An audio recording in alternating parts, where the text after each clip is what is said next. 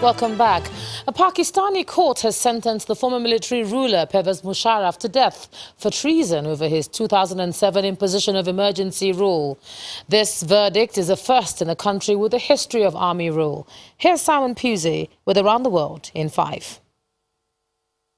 Good evening from the Channel's newsroom here in London. Pakistan's former military leader, General Pervez Musharraf, has been sentenced to death at a special court hearing in Islamabad. The three-member court sentenced him over a high treason charge that has been pending since 2013. General Musharraf seized power in a military coup in 1999 and served as the country's president from 2001 to 2008. He is currently in Dubai after being allowed to leave the country for medical treatment in 2016. The charge relates to General Musharraf's suspension of the constitution in 2007, when he imposed emergency rule in a move intended to extend his tenure. However, the former president's lawyer denounced the handling of a death sentence by the country's anti-terror court as all wrong. He claimed no one had given so much progress to the country. A massive protest has broken out in India's capital, Delhi, as anger at a citizenship law spreads across the country. Video from the city's Seelampur area shows stone-throwing crowds facing off against police. Officers retaliated with tear gas and batons. Local reports say several protesters and officers have been injured. The protest comes days after clashes between police and demonstrators in Delhi left at least 50 people hurt. The new law offers citizenship to non-Muslims from 3 nearby countries. Protesters are claiming that the act will marginalise them. There are reports of a police station being set on fire, and police have said many buses have been vandalised. Meanwhile, wreckage of burnt cars, damaged phone booths and shattered tents was all that was left in the streets of Beirut and the southern Lebanese city of Sidon after clashes raged overnight. The violence is mainly between the army and Shiite groups.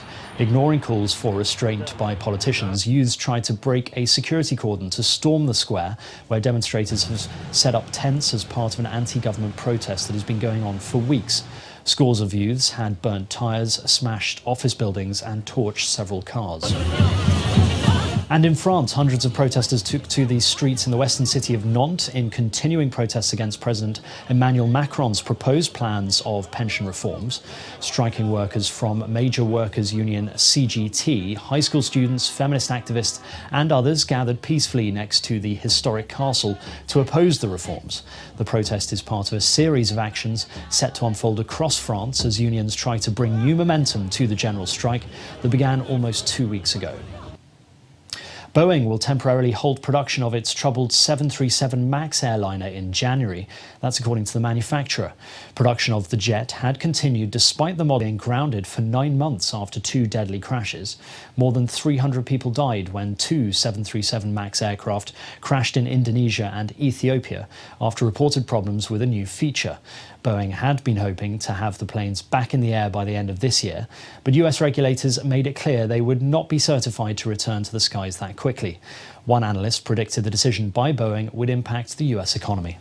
For Boeing to announce that it could suspend production, and we don't know how long that would be, is really going to create some chaos for the airlines that are involved in this, as well as the 600 or so companies that are part of the 737 MAX supply chain and Boeing itself. It's going to have substantial impact on the U.S. economy. Pope Francis has abolished a Vatican rule which forbade anyone who reported they had been sexually abused by a priest from talking about it. The rule, known as pontifical secrecy, is also lifted for those who testify in a Vatican trial over clerical sexual abuse. Church leaders called for the rule's abolition at a February Vatican summit. Information in abuse cases should still be treated with security, integrity and confidentiality. And finally, a security camera installed in a gas station in Russia's Siberian Novosibirsk region has captured the moment a female employee fought off a robber with a mop. At first, the thief uses pepper spray against the woman who rushes into the gas station shop, but she then comes back wielding a mop, which she uses to fight off the man who runs away with just some small change. And that's your international news around the world in 5. Thanks a lot, Simon. Now here's Olumide Macaulay with some sports for the day.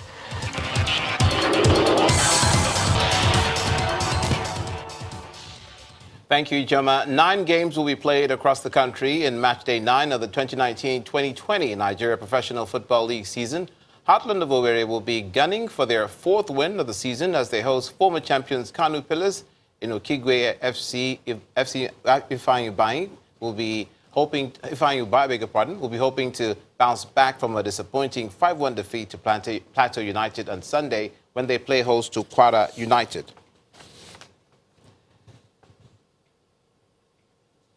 Manchester City manager Pep Guardiola has confirmed that Mikel Arteta is speaking to Arsenal about taking over as manager, but insists he will be part of the coaching staff for the Carabao Cup game at Oxford United on Wednesday. Arteta has been locked in intensified talks about becoming Unai Emery's successor at Arsenal over the past 2 days.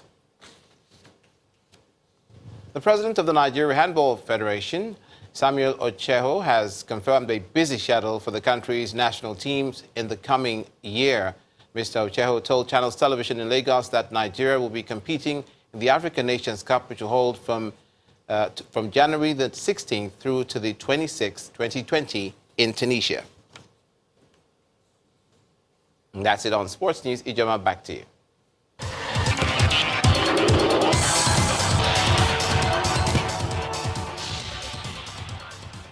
Thanks, Olumide. And the main news again.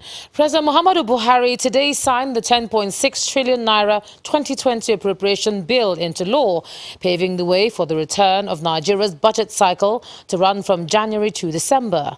The signing ceremony coincided with the president's 77th birthday celebration, where he promised to ensure free, fair and credible elections in 2023. That's the news at 10 tonight. Thanks so much for staying with us. I'm Ijoma Onyato. You have a good night.